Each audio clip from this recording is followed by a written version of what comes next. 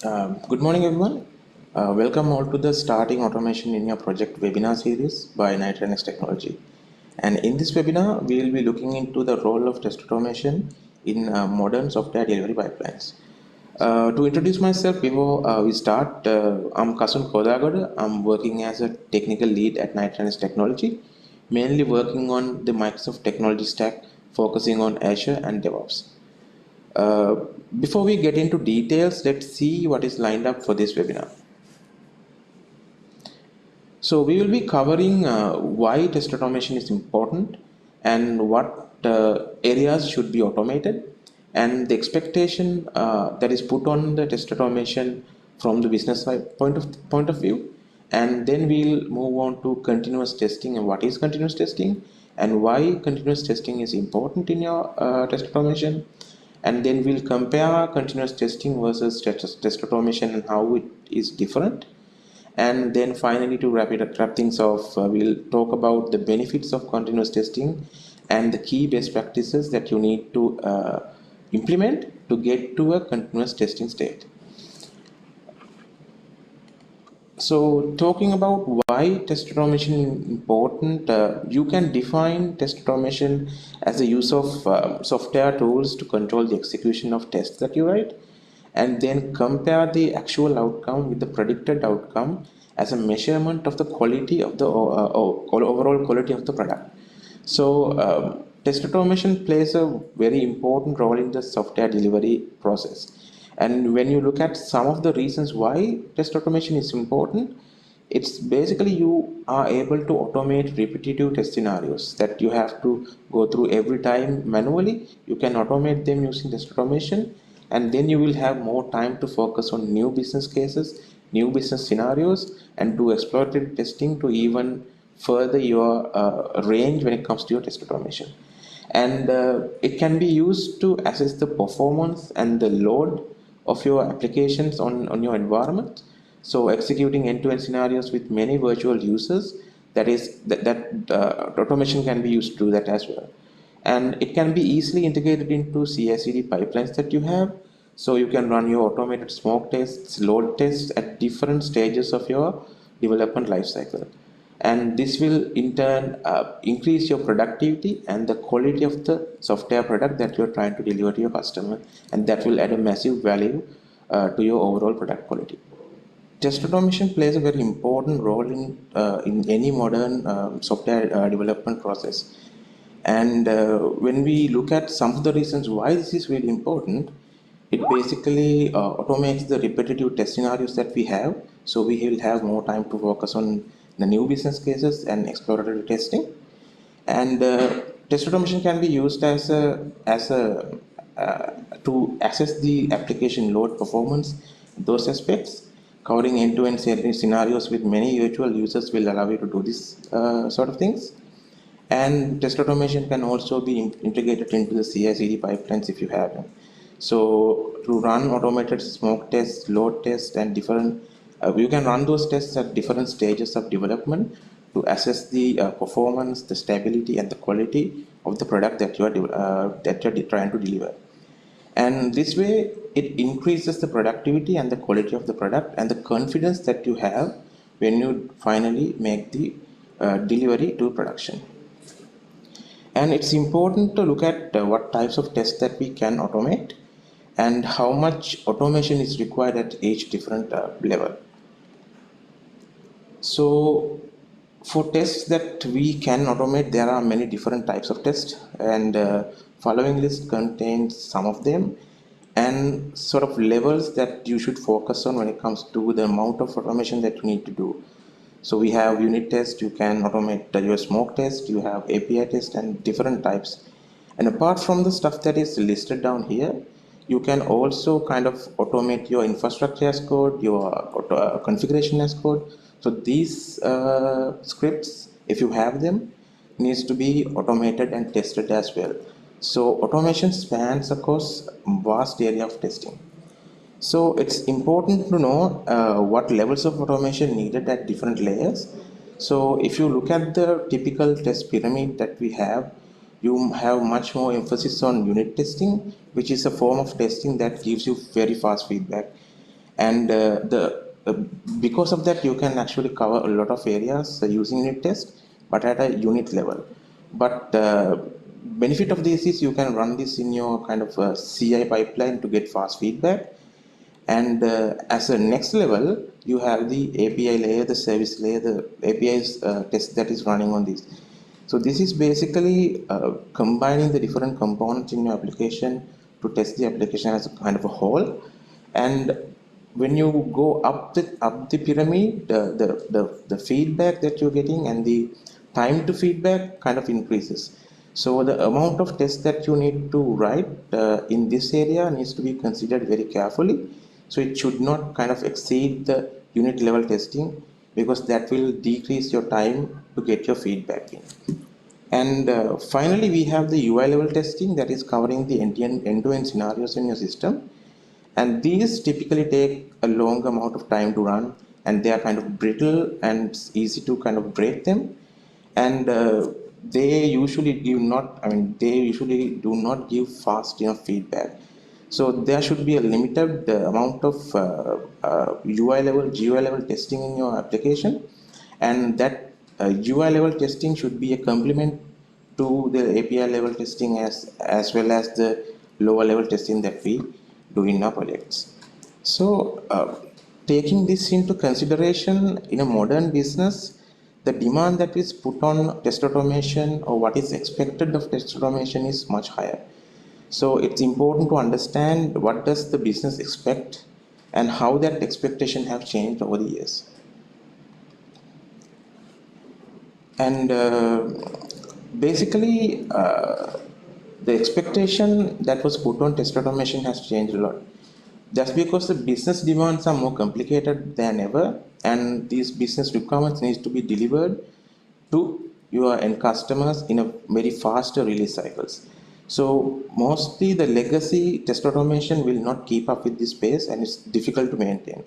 So when you talk about legacy test automation, what I'm talking about is the automation frameworks, automation test suites that have brittle tests, and that takes a longer time to execute end-to-end scenarios. And they will also give you more false positives that will kind of conflict with the quality that is actually being delivered.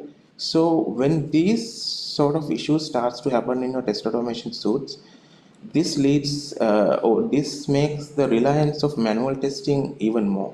So the college engineering team tried to kind of move away from automation and then start focusing on manual testing because of the demand that is put on the quality engineers and the entire team by the business itself. So once a test automation project starts to break down like this, due to limitations in the technology or the technology that they're using, this situation is kind of unhealthy in your project. So we need to move away from this. So looking at the reality, this graph shows how actually the test automation works in the current projects today. So you have some level of automated testing around 30 to 40%, but out of this UI level testing that takes too much time to run takes kind of the precedence, takes the large amount of tests are basically this level of testing. And because of the limitations as we talked about in the previous slide, more and more manual testing is needed to deliver the quality that we deserve or that we need to deliver to the production environments. But this is this is unsuitable. This is difficult to maintain with fast delivery cycles. So, but when it comes to modern software development process, this should be the opposite.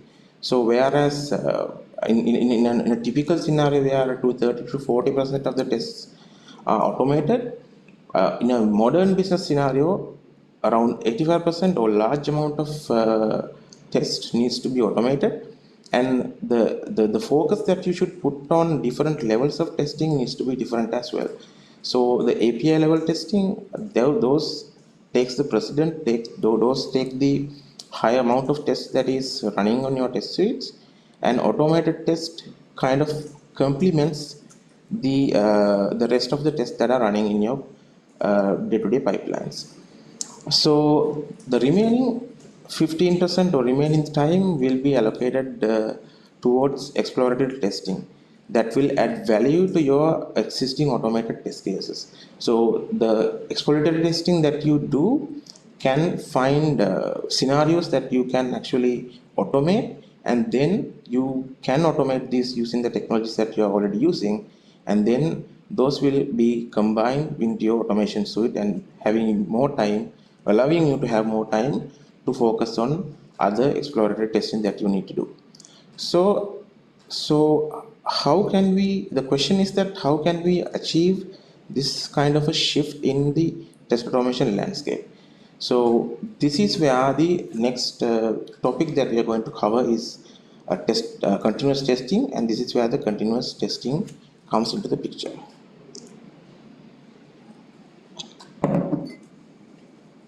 So talking about continuous testing, it's the practice of it's a practice that builds on top of test automation. So to come to continuous testing, you need to have test automation in your projects, but it kind of takes the test automation to the next level, where rather than testing at the end stages of the development, you will be continuously testing throughout the development process. So that's what I would like to call test automation, or rather the continuous testing, as the next evolution of test automation.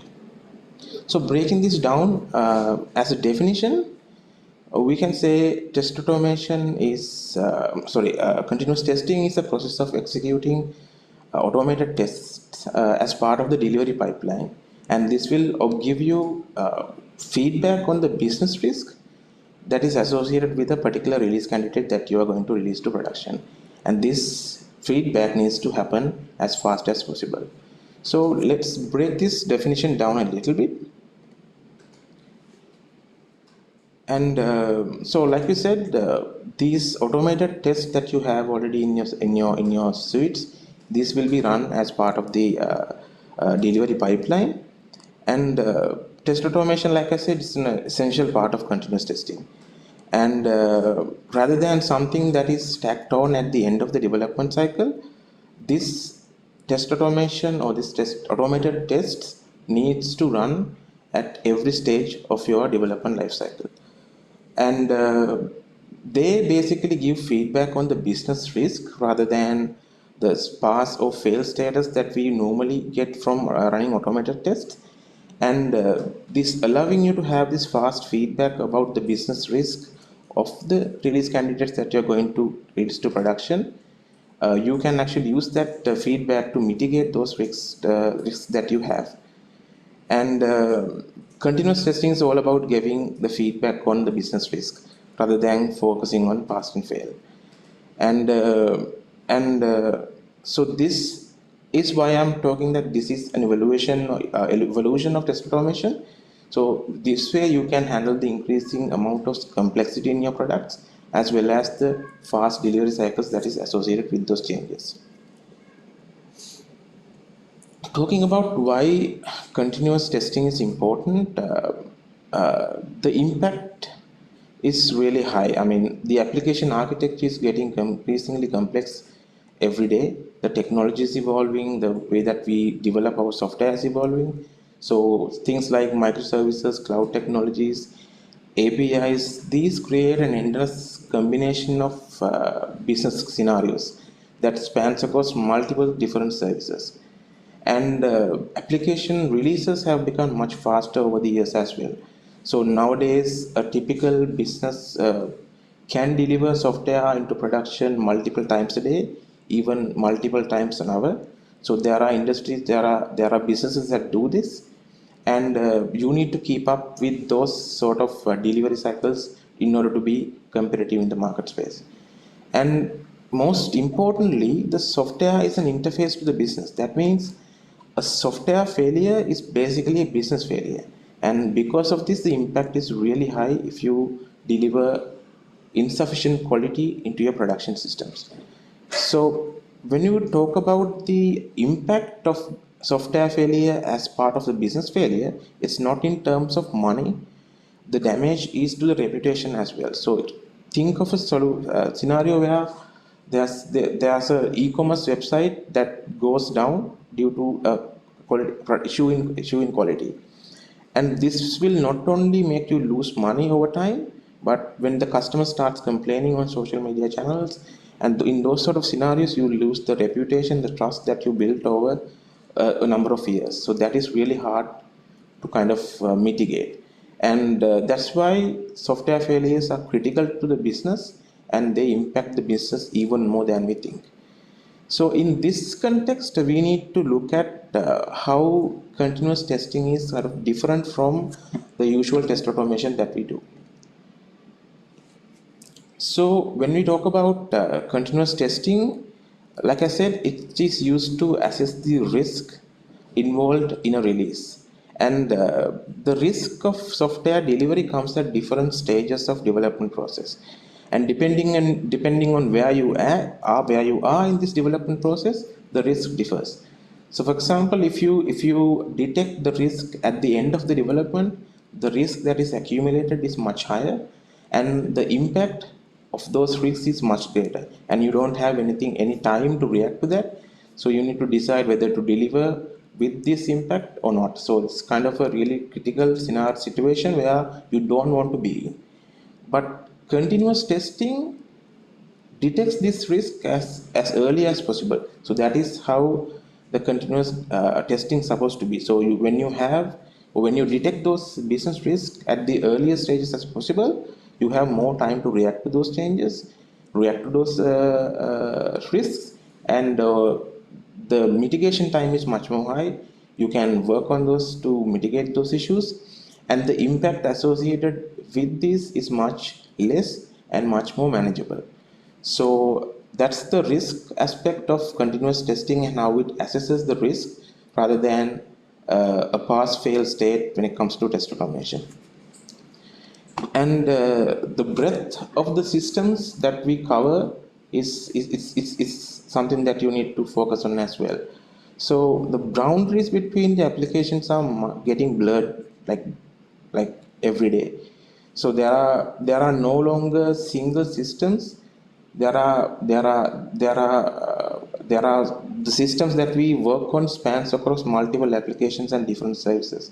They are all using different technologies, and these end-to-end scenarios are really complex. So the breadth, the stuff that you need to consider when it comes to end-to-end scenarios is much more different than what we used to be.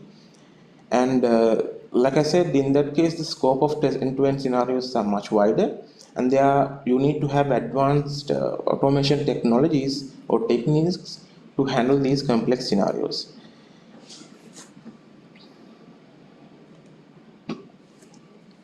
And one of the most important factors to consider is the time.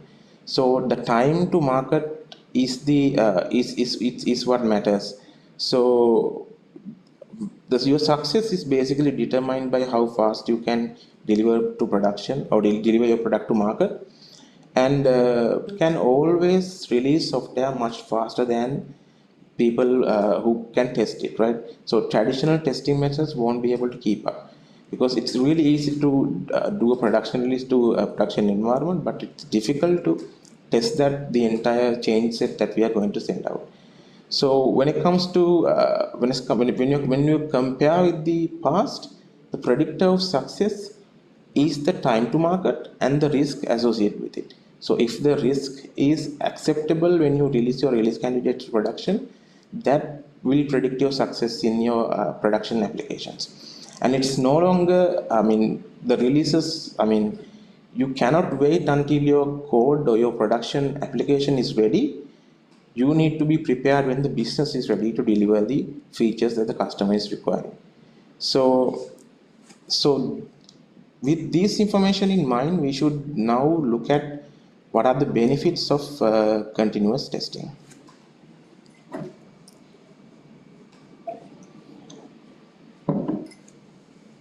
So continuous testing assesses the business risk coverage. So usually normal automation suites, they cover the test coverage, but compared with continuous testing, it covers the risk coverage.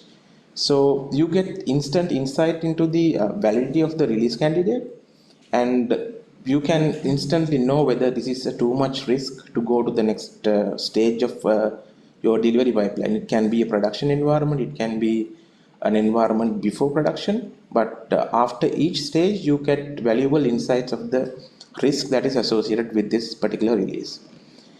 And this will help preserving the quality and the use experience in an accelerated development environment. So like I said, the business requirements are coming in much faster. You need to deliver your software products to the production environments much faster. So the entire development process is much more accelerated than we used to be.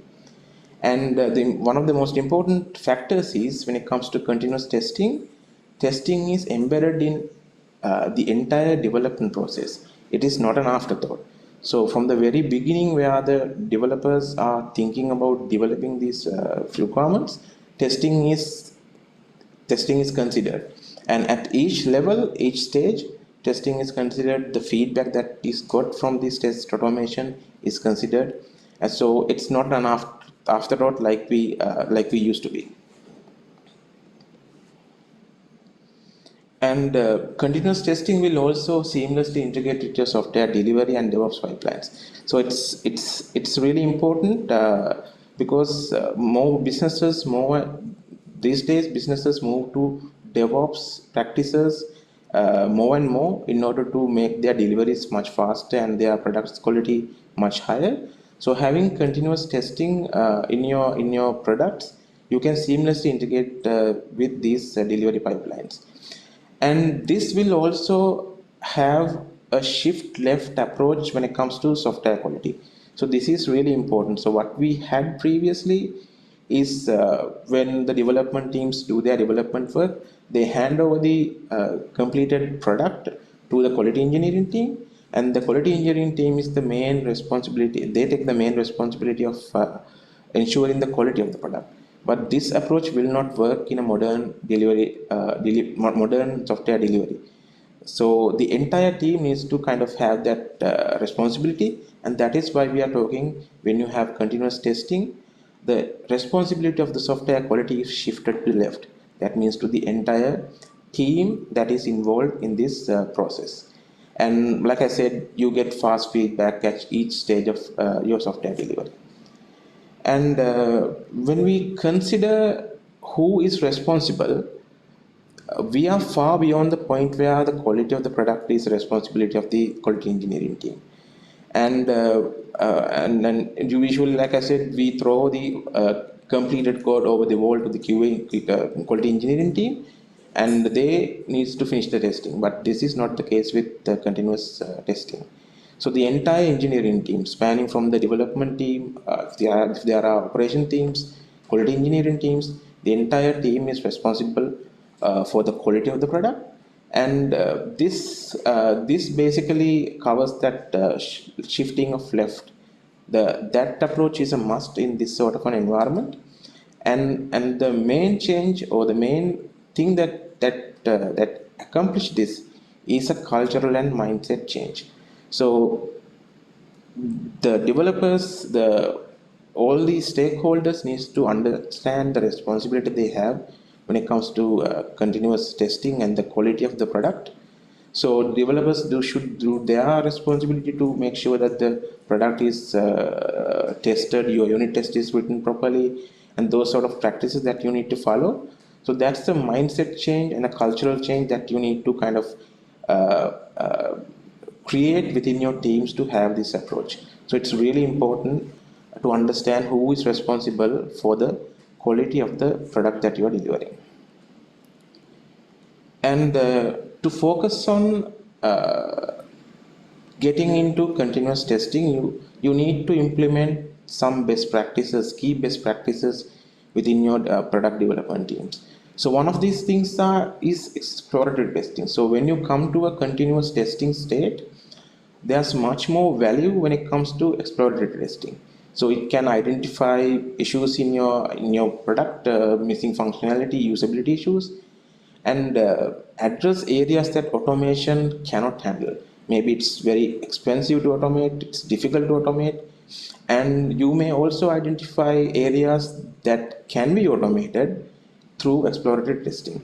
The important thing is when it comes to exploratory testing in a continuous testing scenario, it shouldn't be an ad hoc activity. So it should be planned. It should be part of your development cycles. It has to be pre-planned, and there should be time allocated for exploratory testing so that you can detect those issues.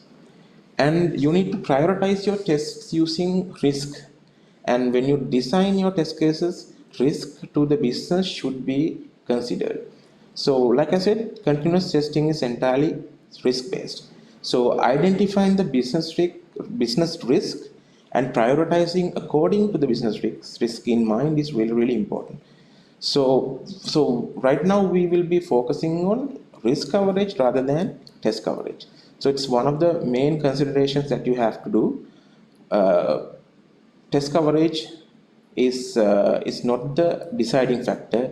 Risk to the business, because that is what you are assessing using continuous testing. And the use of UI level and API based automation is really important. But like I said, when we discussed the testing pyramid and how a modern software delivery uses automation at different levels, UI level test should always complement the lower level testing. It should not kind of overwhelm the entire testing space. That way you will start to lose the value of continuous testing, where you won't be able to get that fast feedback that you deserve.